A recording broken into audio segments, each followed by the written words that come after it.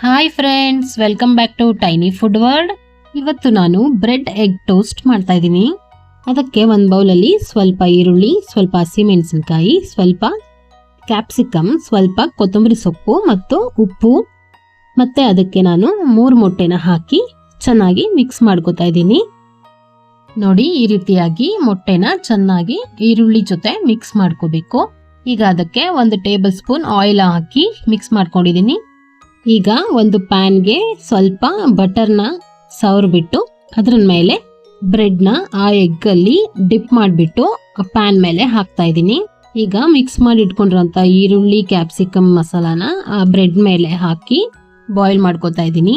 ಮತ್ತೆ ಆ ಬ್ರೆಡ್ನ ಫ್ಲಿಪ್ ಮಾಡಿಬಿಟ್ಟು ಅದ್ರ ಮೇಲೆ ಕೂಡ ಈರುಳ್ಳಿ ಮಸಾಲಾನ ಹಾಕಿ ಬಾಯ್ಲ್ ಮಾಡ್ಕೊತಾ ಇದ್ದೀನಿ. ನೋಡಿ, ಈ ರೀತಿಯಾಗಿ ಅದನ್ನ ಕೂಡ ಫ್ಲಿಪ್ ಮಾಡಿಕೊಂಡು ಚೆನ್ನಾಗಿ ಬಾಯ್ಲ್ ಮಾಡ್ಕೋಬೇಕು. ಹೀಗೆ 2 ಸೈಡು 2 ಮಿನಿಟ್ಸ್ ಬಾಯ್ಲ್ ಮಾಡ್ಕೊಂಡ್ರೆ ಆಯ್ತು. Bread egg toast ready.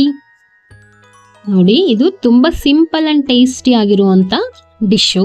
ನೀವು ಇದನ್ನ ಈವ್ನಿಂಗ್ ಸ್ನ್ಯಾಕ್ಸ್ಗೆ, ಬೆಳಗ್ಗೆ ಬ್ರೇಕ್ಫಾಸ್ಟಿಗೆ ಕೂಡ ತಿನ್ಬೋದು. ತುಂಬಾ ಚೆನ್ನಾಗಿದೆ ಟೇಸ್ಟು. ನೋಡಿ ಫ್ರೆಂಡ್ಸ್, ತುಂಬಾ ಸಿಂಪಲ್ಲು. ನಿಮಗೆ ಈ ರೆಸಿಪಿ ಇಷ್ಟ ಆದರೆ ನೀವು ಕೂಡ ನಿಮ್ಮನೇಲಿ ಈ ರೀತಿಯಾಗಿ ಟ್ರೈ ಮಾಡಿ.